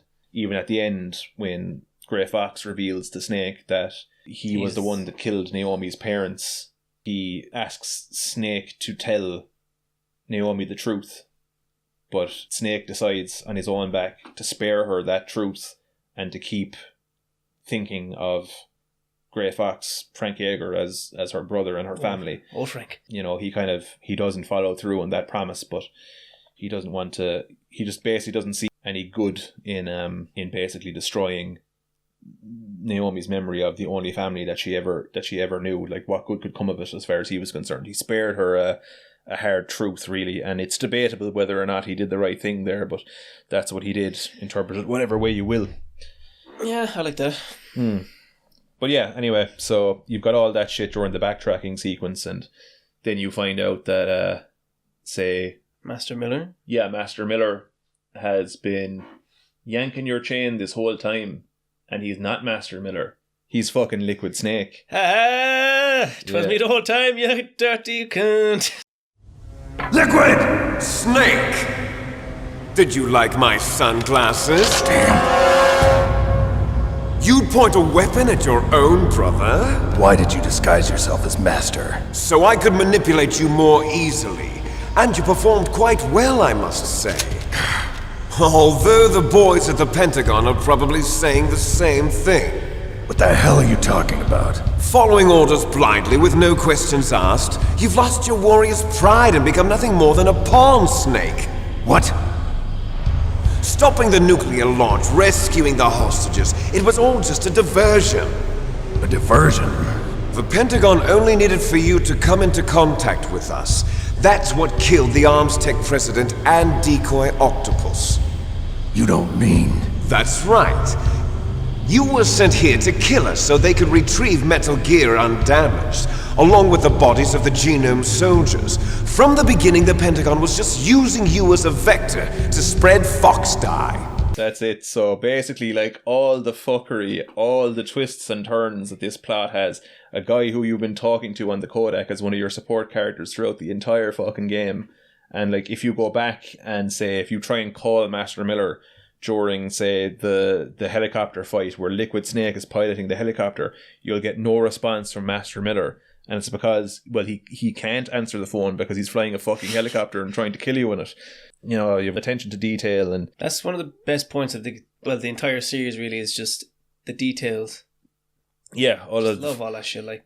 That's it. Like, I mean, and again, in 1998, a story this intricate, with so many twists and turns, so many layers, so many different ideas, so many class kind of things with, like, say, from the art direction, like your man Yaji Shinkawa, what would you call him? The artist guy, the guy who draws all the characters, the concept artist. Yeah, fucking designer. Once upon a time now, he's a sound lad. Look, that's what we're trying to get across, right? The fella who drew the fucking pictures that the lads yeah, that guy. The lead artist. I don't know. Fella. Art director. Yeah, that's it. Yeah, that's it. Yeah, the art director. I think that's the first thing you said, but was it? I don't know. Just go. Just continue. My head's gone to fucking mush, man.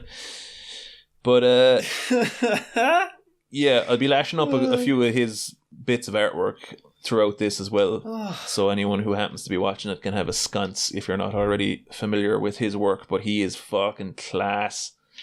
So, you know, you've got all of these guys who are just amazing in their own right, all kind of coming together in unison to make this mind-bendingly brilliant video game all the way back in 1998. And again, in my humble opinion, nothing has compared to it before or since. You know, well, I suppose I mean the whole franchise, at least 1 to 3, 4 and 5. Fuck that shit. We're getting towards the end of the game now, wherein the apotheosis. Yeah, so upon Liquid dropping this bombshell that he was Master Miller the whole time, then the fight with Metal Gear ensues, which eventually leads to like the aforementioned intervention by Grey Fox, who ends up dying trying to assist you in the battle against the... Like the kind of hard pressed in that friendship angle. Grey Fox has him on the kind of ropes, but he's pinned down. I love the dialogue from Liquid at that point. Is like, fuck, or no, is it Liquid? Why, it's like, if you shoot us, you'll kill us both. Oh, fuck. Or was it Snake? What was it? In the Middle East, we don't hunt foxes, we hunt jackals. Instead of foxhounds, we use royal harriers. Fox. How strong is that exoskeleton of yours? Snake, are you just going to sit by and watch him die? Cornered fox is more dangerous than a jackal. He destroyed the radome. Impressive! You are indeed worthy of the codename Fox, but now you're finished! In the Middle East, we don't hunt foxes, we hunt jackals and all this fucking shit. Yeah, that's, yeah. What was it? Instead of foxhounds, we use royal harriers and all this shit. Royal harriers? Yeah, and he pins Grey Fox to the wall with Metal Gear, and that's where Grey Fox has the fucking cannon thing on his arm. He's like, a cornered fox is much more dangerous than a jackal, and then he fucking blows off the radome thing, I think they call it, on the Metal Gear thing, and it causes the cockpit to open, so now you can get a shot in at Liquid Snake, and that's how Snake ultimately prevails after Liquid kills Grey Fox. He's got to pin him up against the wall, and Grey Fox is like, take the shot. Can't do it. Yeah. It's no good. Fire the stinger. It's no good. I can't do it. Yeah.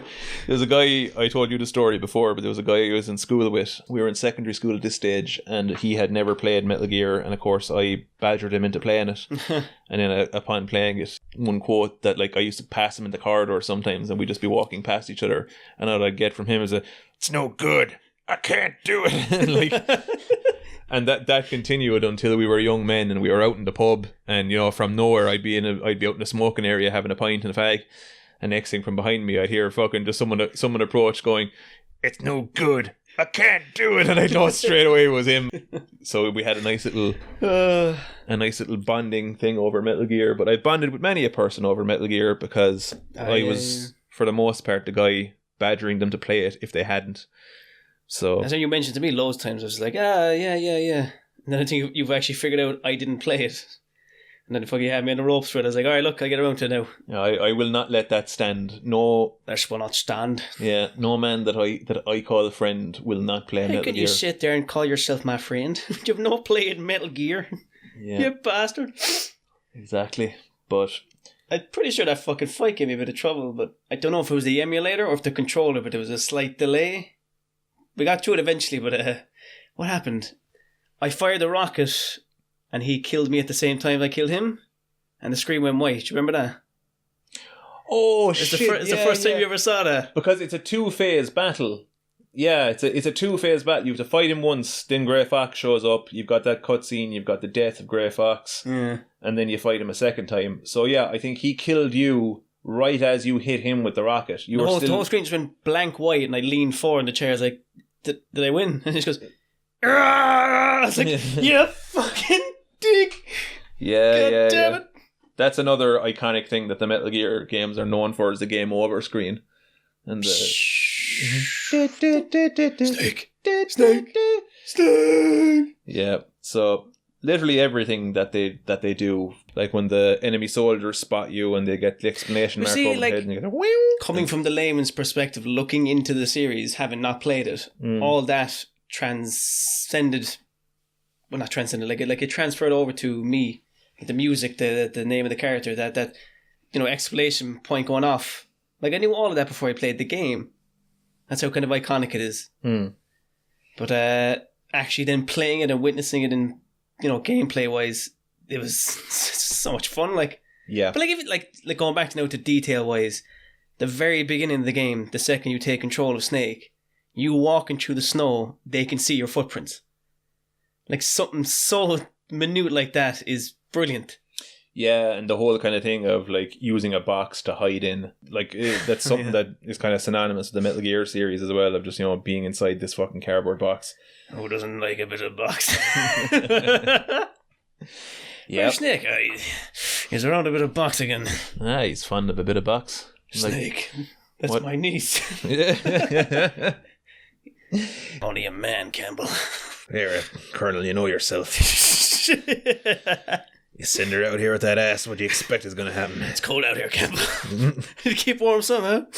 Where are we with regards to the story? Yeah, so look, upon defeating Metal Gear and Grey Fox dying, Grey Fox delivering his final little bit of wisdom. Is he like... Snake, we're not tools of the government or anyone else. Fighting was the only thing I was good at. But at least I always fought for what I believed in. Snake, farewell.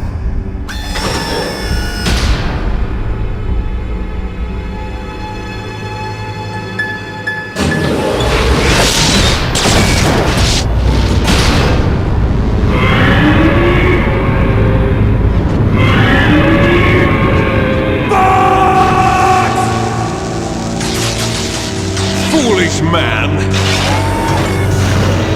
He prayed for death, and it found him. You see, you can't protect anyone, not even yourself. Die! I never played the first Metal Gear or Metal Gear 2, so I was completely unaware of who this character was. But then after learning more about him, you come to appreciate him more. Which I quite like. If something like a game, you don't just finish it and you're done with it, like something you want to kind of follow up with, look up a bit more about it, learn a bit more about it. Like what the bosses give you, like their backstories only like a surface scratching. Like just wiki pages and like things dedicated, giving you the whole lore and backstory to who they are and all that kind of stuff. And I love that kind of shit. Yeah, it does a very good job at world building, as it were. Like every single character, like even the little booklet that you get with the game, the physical booklet, because this was a thing. Games used to come with a little like user manual, but it's full of Yaji Shinkawa's artwork, and it's also got loads of different terms, this little glossary of terms that are unique to the universe, and it gives you kind of key story points on like, oh look, this is what Zanzibar land is, and Zanzibar was the setting of Metal Gear 2, where the Outer Heaven Fortress was. Gives you a little character bio on who Big Boss is, because Big Boss is referenced all the time. I kind of ruined that for myself because I started with the third one. Yeah, and that's another thing that lots of people soured you on it. It's like, oh, but chronologically it's the first one, but it wasn't made that way. You're supposed to play it and kind of go, oh, you're referencing this now and you're referencing that. And order of release. I didn't realise. Okay. Yeah, it's another. I just had the HD collection. It's another thing like that. It seems to boggle the fuck out of people's minds with regards to Star Wars as well. I remember like people who were kind of going, 4, 5, and 6 came out first, and then they released 1, 2, and 3. What were you supposed to watch? Order of release, you fucking dimwit. Think about it. I mean, they hardly released the first movie first, done it in such a way that people wouldn't understand what's going on. Order a fucking release. Watch it the way everybody else that was watching it from day one watched it, and there you go. Easy peasy. Yeah, look, we're coming towards the end of it now anyway, but you have that fight at the end with Liquid Snake on top of the now destroyed Metal Gear, and that's at the point in the game where he drops the bombshell that you are in fact both clones of Big Boss. And that's where, we get into the whole... Genes. Yeah. I'm sure that a fine pair of genes, Liquid.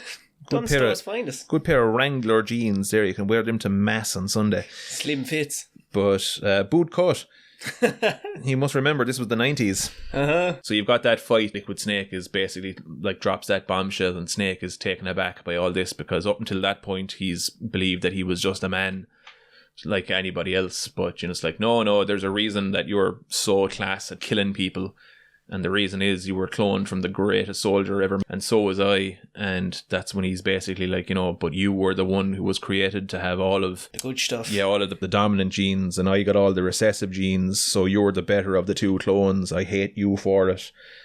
I hate Big Boss because he always told me I was inferior and gave me fucking shit, and you robbed me of my chance to kill him. And I know, like I think I mentioned there, he's like, I know you came back because you love the killing. Yeah, basically that's the whole kind of thing. I mean, even at the start of the game in the briefings, Colonel Campbell alludes to it where Snake is like, yeah, what makes you think I'm going to take this mission? He's like, oh, you'll take this mission. I know you. Like, you won't say no to this.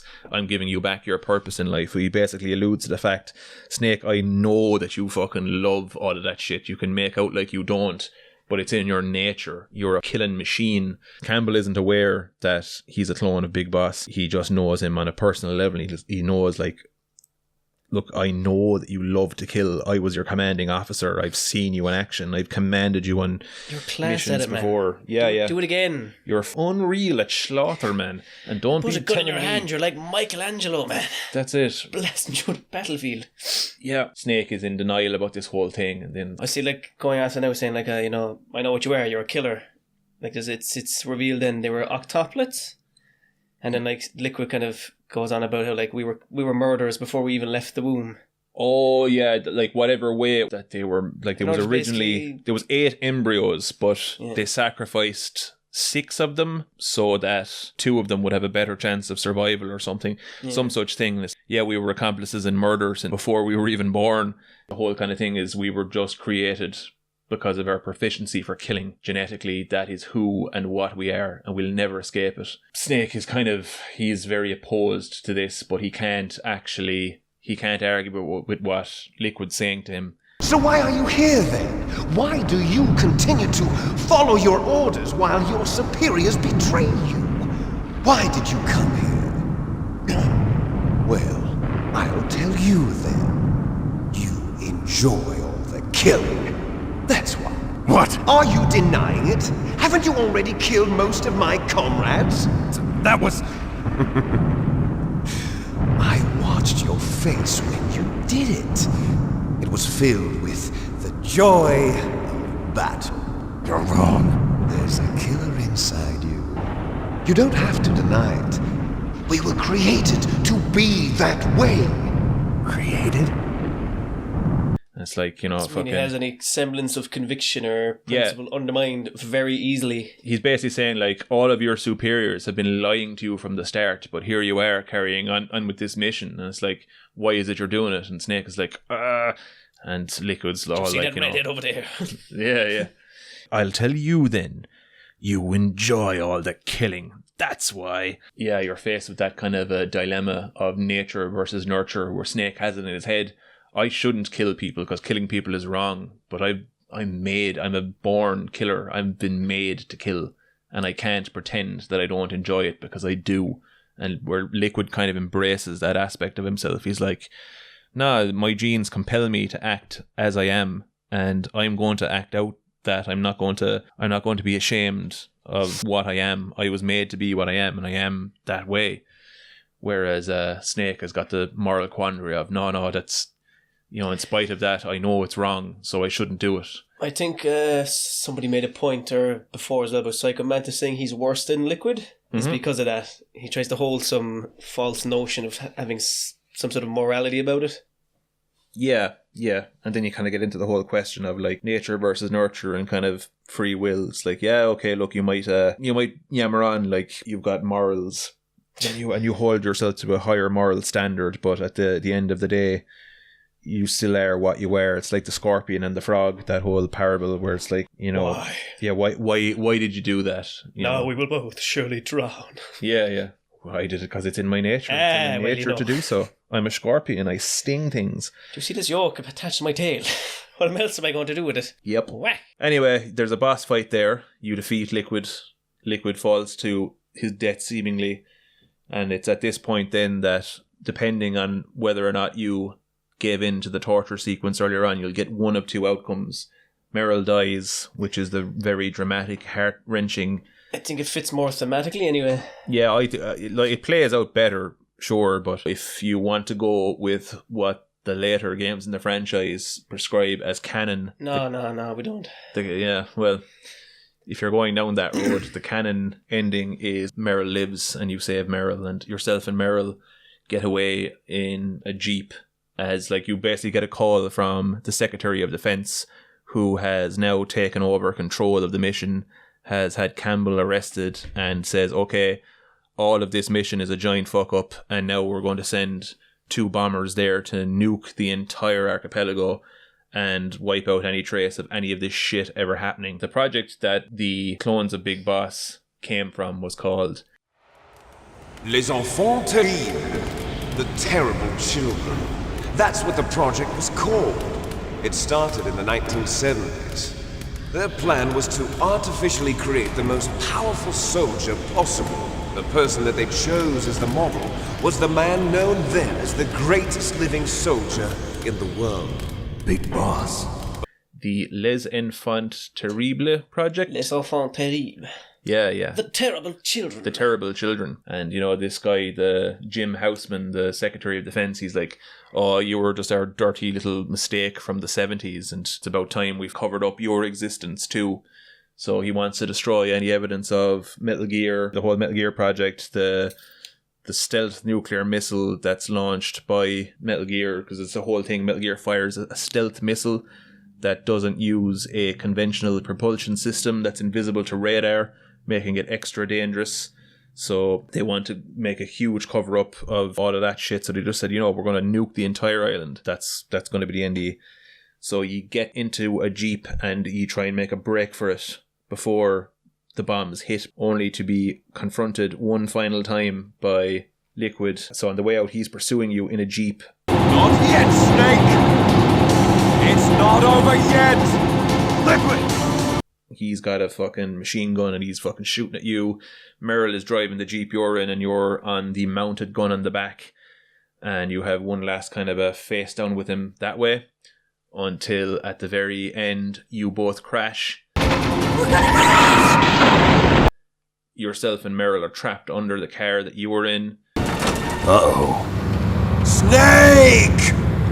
Liquid approaches you and he's about to fucking say, right, this is the end now. He's going to do you in. Snake! Until...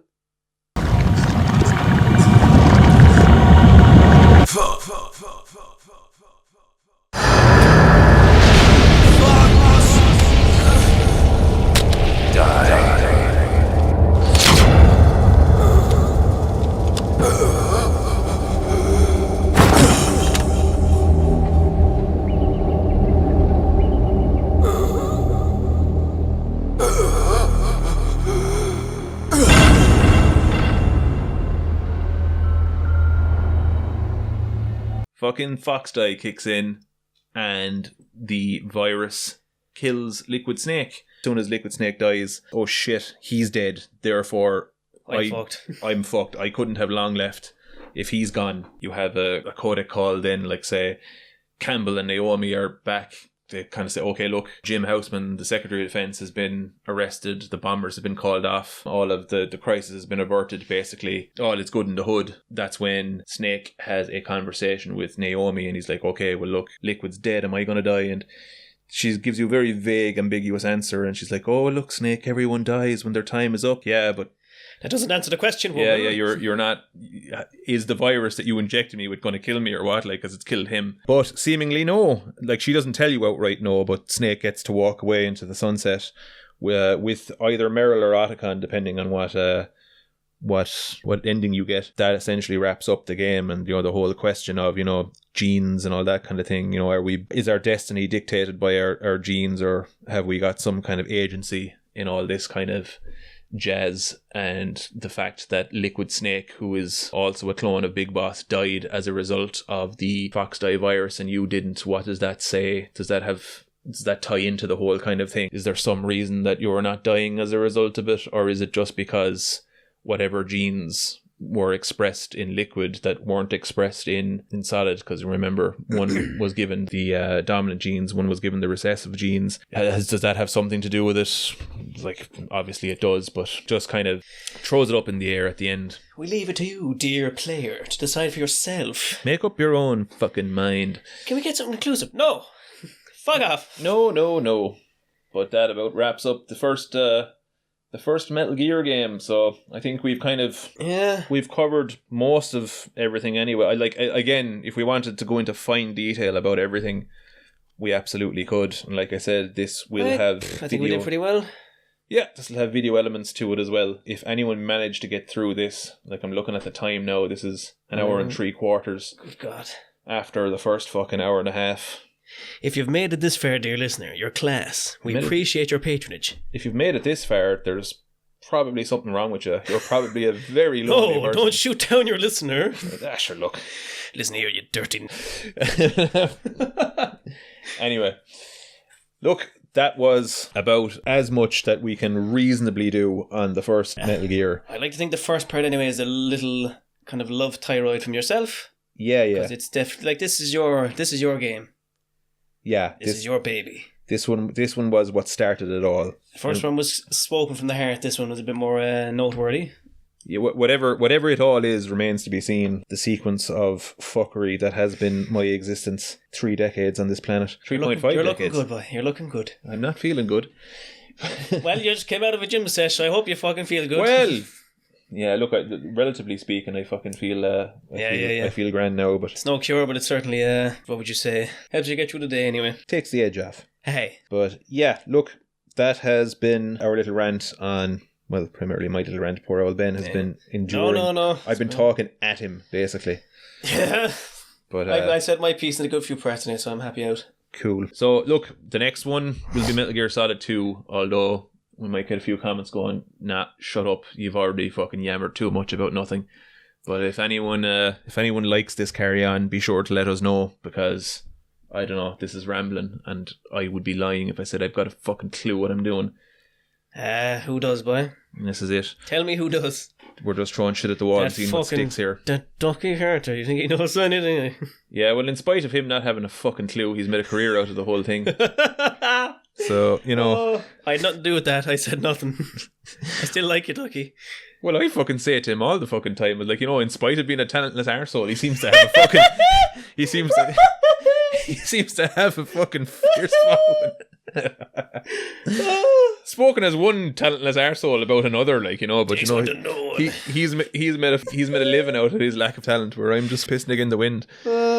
Anyway, speaking of such, I must get Ducky on again soon. Yeah. You fuckers seem to like him. Well, look, we appreciate your patronage. Thank you for listening into the TippCast. It has been with your lovely host, PJ. Say goodbye, PJ. Good luck. And myself, Ben. Go on away. Go away now. Bye. Bye. Woo! You mustn't allow yourself to be chained to fate, to be ruled by your genes. Humans can choose the type of life they want to live. The important thing is that you choose life. And then live. Just call me